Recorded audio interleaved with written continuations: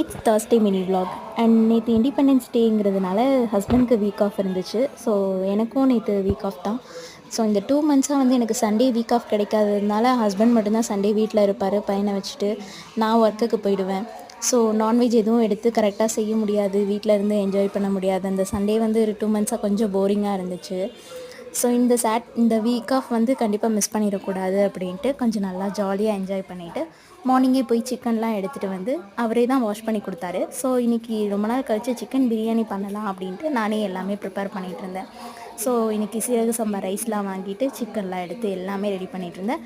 Husband கூடவே நின்று help பண்ணிகிட்டு இருந்தார். ஸோ ரொம்பவே எங்கள் 2 பேர்த்துக்குமே எப்படின்னா, நாங்கள் 2 பேரும் கிச்சனில் ஒன்றா நின்று சமைக்கும்போது ரொம்ப ஹாப்பியாக ஃபீல் பண்ணுவோம்.